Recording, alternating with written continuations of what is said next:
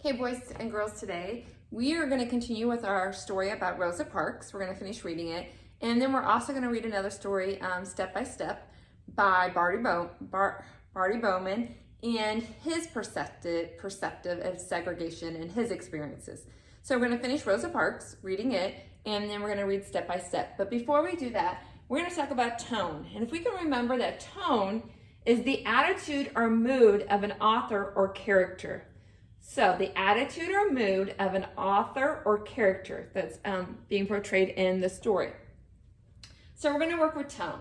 We're going to read 3 passages, and I'll read them aloud. And we're going to stop and we're going to talk about each passage and the tone that it is displaying. So here's passage number 1. I am quite convinced that the reopening of the Museum of the Giant Rocks will not end well. In 1990, on the museum's opening day, the fasteners and bolts that held the giant rocks in place came loose, sending huge stones rolling in every direction, crushing cars and barely missing a crowd of people. The authorities immediately closed down the museum, but then reopened it 2 years later. On the second opening day, the exact same thing occurred. Since then, the museum has reopened 7 times. Each time with the same results. Today again, the museum is scheduled to reopen after being rebuilt by the same architects and builders who have worked on it from the start. So there is our first passage. Now, you're going to need your workbook, boys and girls, and you are going to need to be turned to 9.1, page 101. So you need to get your workbook right now, turn it to 9.1, 101. Okay, so after looking at that first passage, we're going to talk about the tone of that first passage. Now, some examples of tone might be joyful, hopeful, compassionate. Those are all positive, and that's positive connotation, which means the words have positive meaning. Now we have negative connotation, which means the words have negative meaning. Angry, sorrowful, cruel. Okay, so those are positive or negative ones. Positive, joyful, hopeful, compassionate. Those are all examples. Negative examples are angry, sorrowful, and cruel. Now there's neutral, which means they're neither negative or positive, they're in the middle. And those words are like calm, scientific, factual. So after reading passage number 1, we have to decide what the tone of passage number 1 was. Was it optimistic, wishful, scientific, or passionate? Now, optimistic means you're being very positive about something. Optimistic, you're thinking positively. Was it wishful? Okay, such as like, I wish this would happen, or I'm wishing this is going to happen. I know this is going to happen. Scientific, which means it's giving a lot of facts, or you're passionate about it. You're really loving it. Okay, it's something you're really devoted to. So, passage number 1, if we remember, was about the Museum of Giant Rocks and that it had collapsed several times and they rebuilt it and now it's opening again. So if we go back and we look, we're going to say that that would probably be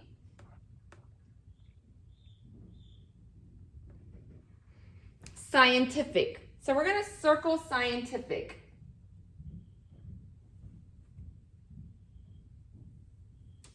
Now, we have to find a sentence that supports that it was scientific. So we would go back to our reading, we would reread, and then we would figure out what sentence it is that proves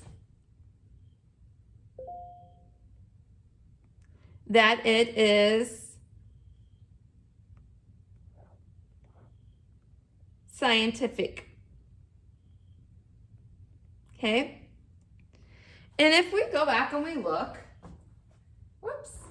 it says, in 1990, on the museum's opening day, the fasteners and bolts that held the giant rocks in place came loose, sending huge stones rolling in every direction, cars crashing and barely missing a crowd of people. Okay, so that entire sentence shows that it's being scientific.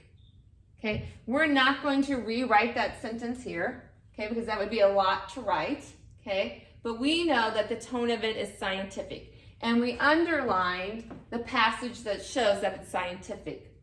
In 1990, on the museum's opening day, the fasteners and bolts that held the giant rocks in place came loose, sending huge stones rolling in every direction, crushing cars and barely missing a crowd of people. That's scientific. It can be proven. Okay, so now let's look at number 2. Passage number 2. Museum of Giant Rocks passages. Really? Reopen the Museum of Giant Rocks? What a brilliant idea by the mayor and his advisors, because every town is better off with smashed storefronts, crushed cars, and citizens running for their lives from huge boulders rolling down the middle of Main Street. Now, turn your page to number 2 for passage number 2. Is this passage being sarcastic, serious, respectful, or optimistic? And we know that it's being sarcastic. So we're going to circle number 2. A, sarcastic on passage number 2. Now we have to go back and find the passage that shows that it's being sarcastic.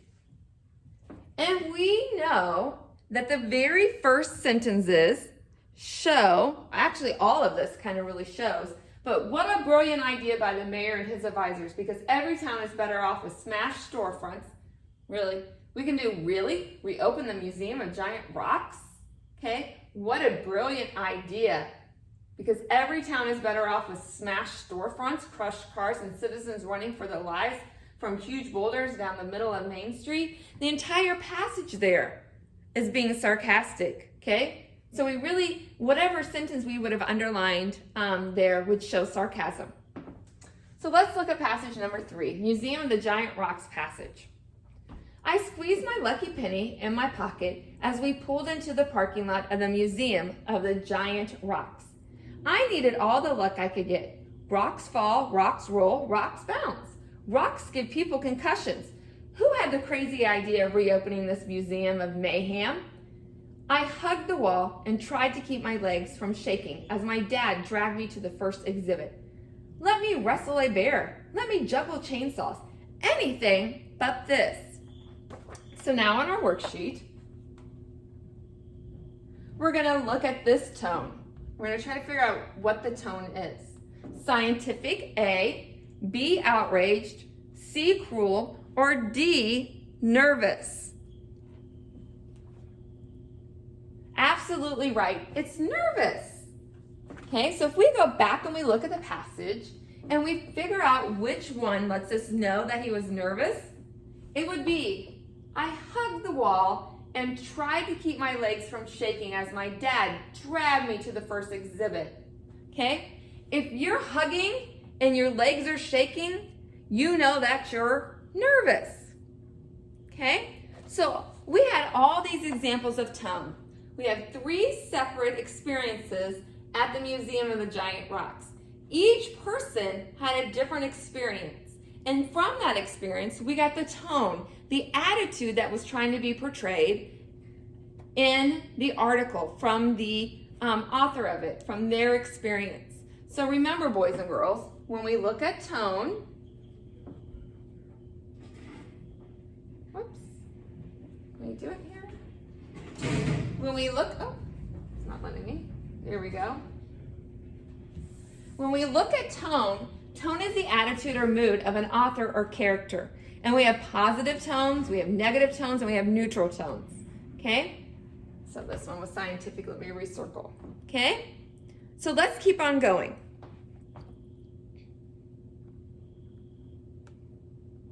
So next, you're going to need keep your workbook out.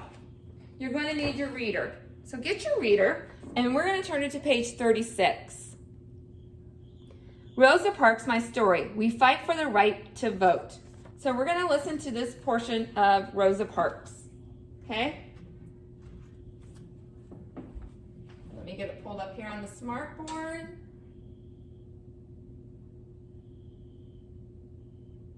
And if we've remembered, when we last read, we were learning about how Rosa Parks felt about segregation, the separation of African Americans and whites when she was growing up in the South. So let's continue reading. Rosa Parks, My Story. We Fight for the Right to Vote by Rosa Parks with Jim Haskins. The second time I tried to register to vote, I was put off a Montgomery City bus for the first time. I didn't follow the rules. Black people had special rules to follow.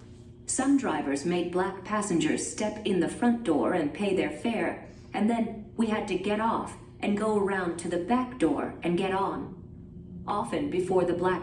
Okay, I just need to let you know, this is not the time. She said this is the first time.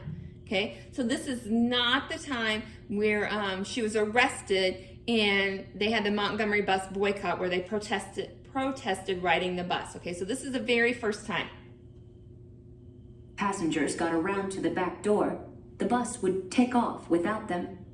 There were 36 seats on a Montgomery bus. The first 10 were reserved for whites, even if there were no white passengers on the bus. There was no law about the 10 seats in the back of the bus, but it was sort of understood that they were for black people. Blacks were required to sit in the back of the bus, and even if there were empty seats in the front, we couldn't sit in them. Once the seats in the back were filled, then all the other black passengers had to stand. If whites filled up the front section, some drivers would demand that blacks give up their seats in the back section. It was up to the bus drivers, if they chose, to adjust the seating in the middle 16 seats. They carried guns and had what they called police power to rearrange the seating and enforce all the other rules of segregation on the buses. Some bus drivers were meaner than others. Not all of them were hateful, but segregation itself is vicious, and to my mind, there was no way you could make segregation decent or nice or acceptable. The driver who put me off was a mean one. He was tall and thick-set, with an intimidating posture. His skin was rough-looking, and he had a mole near his mouth. He just treated everybody black badly.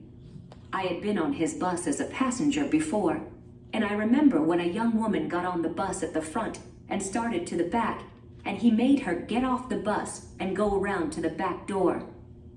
One day in the winter of 1943, the bus came along, and the back was crowded with black people. They were even standing on the steps leading up from the back door. But up front, there were vacant seats right up to the very front seats. So I got on at the front and went through this little bunch of folk standing in the back, and I looked toward the front and saw the driver standing there and looking at me. He told me to get off the bus and go to the back door and get on. I told him I was already on the bus and didn't see the need of getting off and getting back on when people were standing in the stepwell, and how was I going to squeeze on anyway? So he told me if I couldn't go through the back door, that I would have to get off the bus. My bus, he called it. I stood where I was. He came back and he took my coat sleeve, not my arm, just my coat sleeve. He didn't take his gun out. I was hardly worth the effort because I wasn't resisting. I just didn't get off and go around like he told me. So after he took my coat sleeve, I went up to the front and I dropped my purse. Rather than stoop or bend over to get it, I sat right down in the front seat, and from a sitting position, I picked up my purse. He was standing over me and he said, "Get off my bus." I said, "I will get off." He looked like he was ready to hit me. I said, "I know one thing, you better not hit me." He didn't strike me. I got off, and I heard someone mumble from the back, "How come she don't go around and get in the back?" I guess the black people were getting tired because they wanted to get home, and they were standing in the back and were tired of standing up. I do know they were mumbling and grumbling as I went up there to get myself off the bus. She ought to go around the back and get on. They always wondered why you didn't want to be like the rest of the black people. That was the 1940s, when people took a lot without fighting back.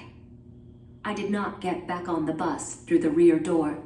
I was coming from work, and so I had already gotten a transfer slip to give the next driver. I never wanted to be on that man's bus again. After that, I made a point of looking at who was driving the bus before I got on. I didn't want any more run-ins with that mean one. Okay, so we read about her first experience on, not her first experience, but her first time of the bus driver asking her to get off the bus, okay? And this is not the same one, remember, as the one where it started the boycott, okay, where she was arrested. So that was a totally different one. So let's look at our reading and discuss it a little bit. So let's talk about the unjust practices on the bus. So now, think to yourself, what were some of the things that happened to Rosa Parks that was unjust, that was not fair, just because she was African American? Okay, after paying the fare to the driver at the front door, African Americans had to get off the bus and re-enter through the rear door. So they would get on the bus, pay their fare, get back off the bus from the steps, and go and get on through the back door. And sometimes, after they did that, the bus driver would pull off after they got off the bus. And so they paid their fare and didn't get to ride the bus. The front seats were only reserved for the whites, so African Americans could not sit in those front seats. And African Americans often had to give up their seats, even if they were in the African American section, to the white people. So if all the white section filled up, and they needed seats, and the African Americans were sitting there, even though they were designated for the African Americans, they would still have to get up and give their seats, okay? So let's talk, why did this bus driver throw Rosa Parks off the bus? Why did he make her get off the bus? Well, she refused to get off the bus and re-enter through the rear door after paying her fee. So she paid her fee, and she was just gonna walk on through on the bus like everyone else that was white. But he was like, no, you can't do that. You have to get off and re-enter through the back. So she's paid her fee, and the bus driver is going to make her re-enter in the back, like all the rest of the African Americans, okay? And so they have a little argument about it, I guess you would call, a little spat, okay? And disagreement about it. And Rose is like, no, she's not going to get off the bus. And so he grabs her, doesn't grab her arm, he grabs her coat sleeve, okay? And she's like, you better not hit me. And he doesn't hit her, okay? He doesn't, thankfully. But she'd already paid her fare and got her transfer slip. So when she was going to get off the bus and exit to go back on the rear, she purposely drops her purse, okay? And when she drops her purse, she doesn't just bend over and get it like everybody else would. She actually sits in the white section, okay? And picks up her purse. So she sits in the white section seat and picks up her purse, which was a big no-no. So she gets off and he pulls away, okay? So that's Rosa Parks' experience, first experience, not first experience, but the first time she was kicked off the bus, okay? And she'll be kicked off again, as we know, okay? But we know she's also making sure she never rides that bus again that has that same driver. So she's always looking out for him, okay? So now we're going to read step by step. So you're going to jump some pages, and I know we're skipping a section on Rosa Parks. That's okay. We're going to come back to that section later. So go to step by step, A Boy Goes to Washington, and go to page 46, okay? We're going to read Bertie Bowman's story. So go to page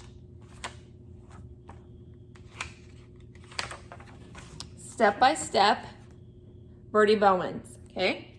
A Boy Goes to Washington, D.C. We're going to listen to it be read.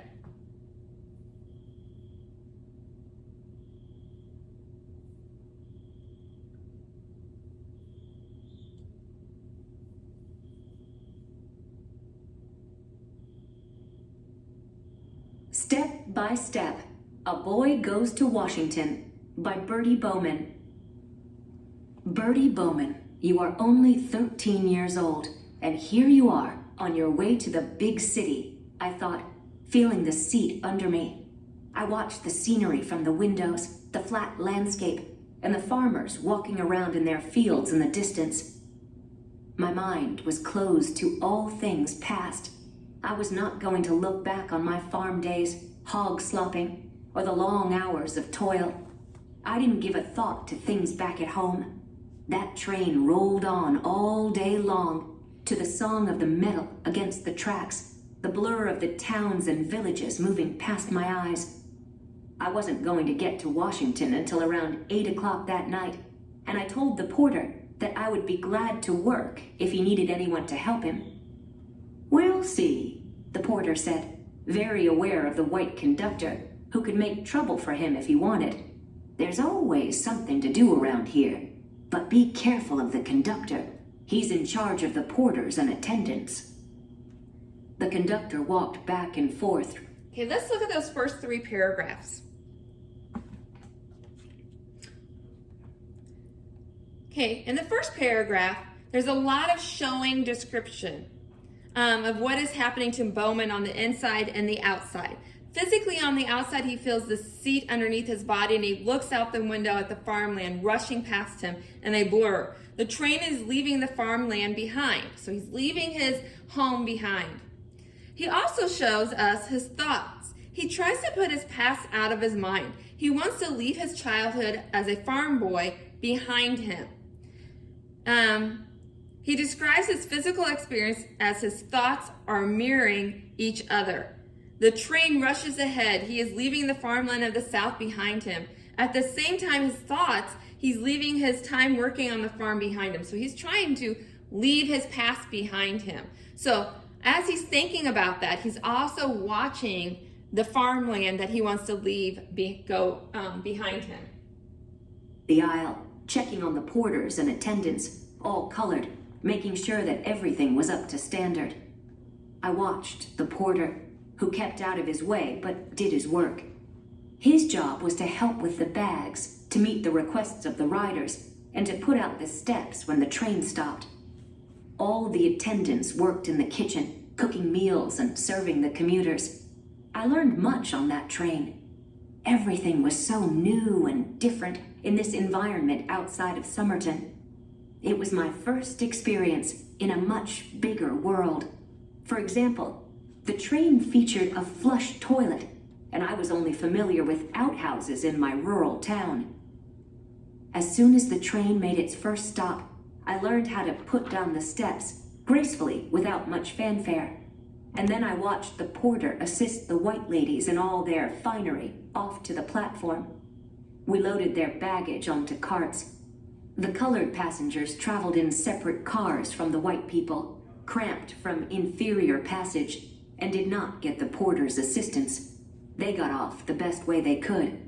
According to the rules, the colored riders could not put their bags on a cart. They had to carry them.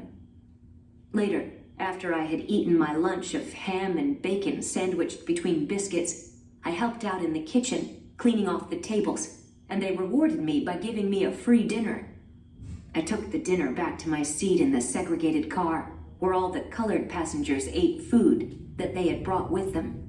In that time, we could not go on the train without taking along our own food and drink, because we could not buy any in the dining car.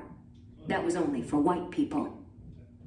The train trip and helping those guys out were very positive experiences, ones that convinced me that I'd made the right decision. I could survive away from home. I knew I could survive in the big city. If I could help those men do their work, after all, I could certainly hold down a job when I got to the city.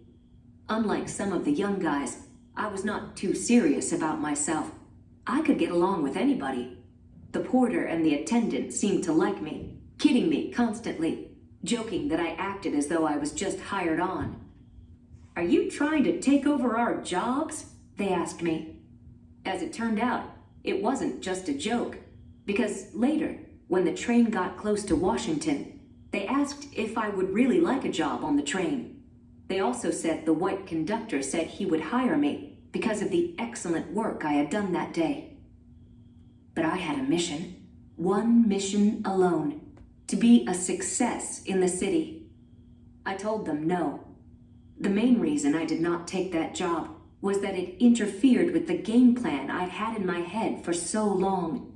I was going to go to the city where I could get a job wearing a uniform, wearing a hat, and driving a shiny car. Who wanted to go back down south? I knew I would like it here, with its opportunities. I knew I could do a lot of growing up here and mature into quite a man. Also, the porter informed me a lot about his work schedule and how he would work without any time off all the way from the South to New York City and back again. It sounded almost as exhausting as farm work. When the train pulled into Washington, I had never seen so many lights. It was like the world was on fire. As I gathered my stuff, the porter asked me again if I wanted the train job. No, I said. I am finally in the city. This is what I have been waiting for all my life.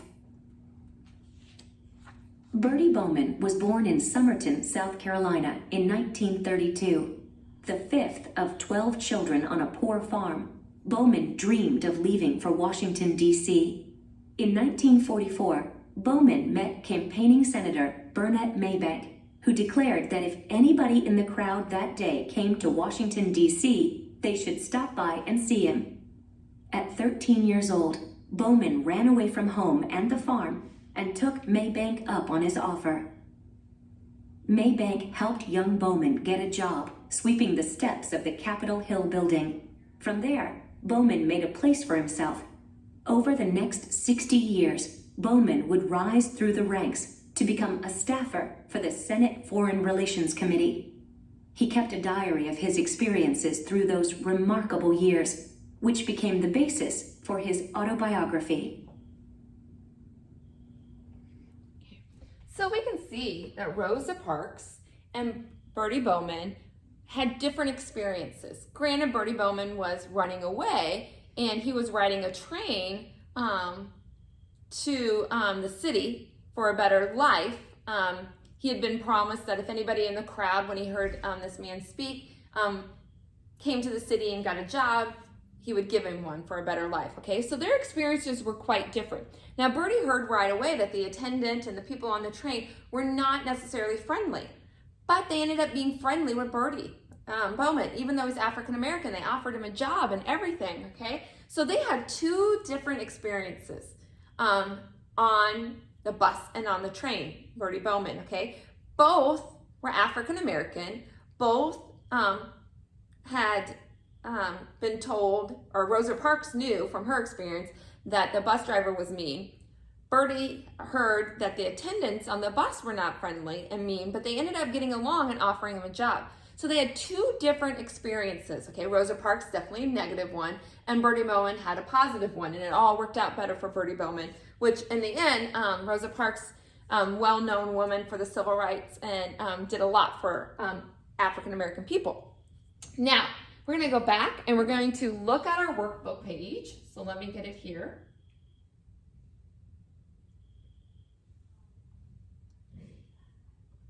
Now, you are going to have your workbook page.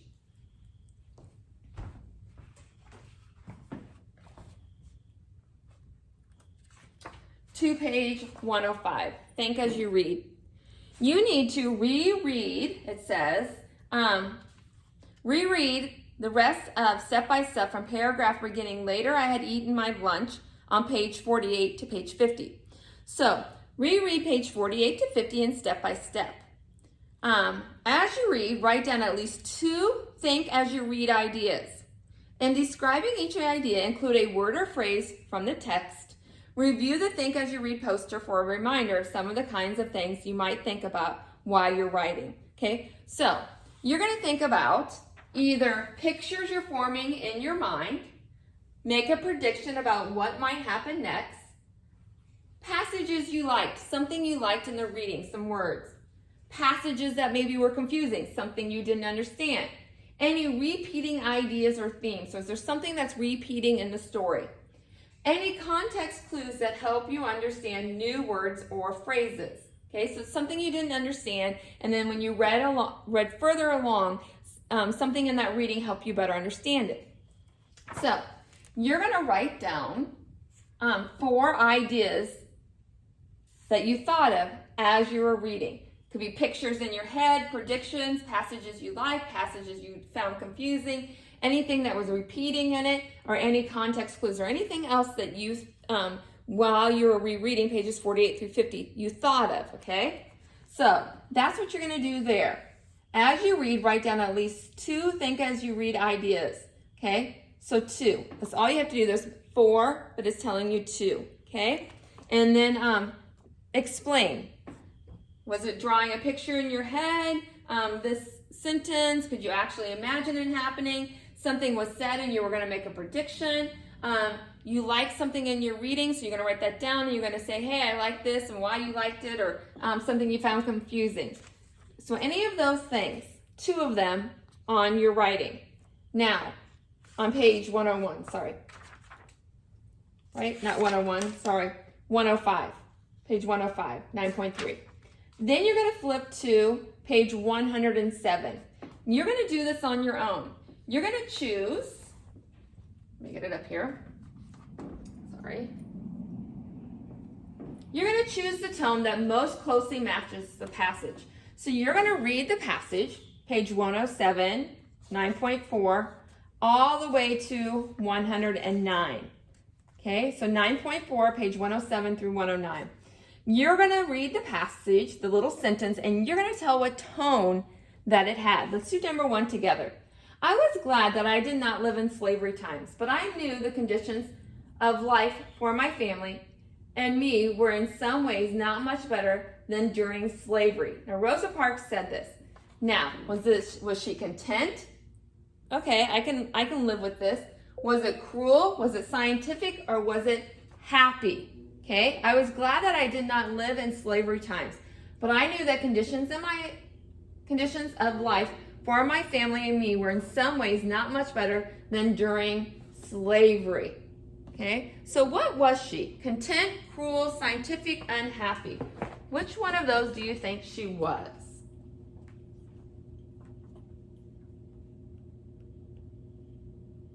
Of course, D, she was unhappy. Now you're going to continue reading, and then you're going to, continue with them. Okay, and then you're going to go to 9.4, the very last one. What mode of transportation is described in my story, Rosa Parks? Okay, what was she writing on? And what was Bertie Bowman writing on in Step by Step? What is similar about the 2 situations being described? So what's the same? And then how would you describe the tone of each paragraph? Looking at the underlined words might give you some ideas, okay? So how would you describe the tone of each paragraph looking at the underlined words?